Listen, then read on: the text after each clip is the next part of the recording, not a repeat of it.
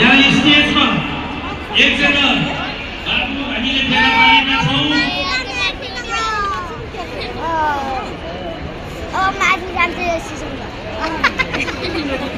माथि गयो त है एमजन भन्ने बाबु हामीले भेटेका छौँ। कृपया गरी आमा अथवा बुवा यहाँ स्टेजमा लिएर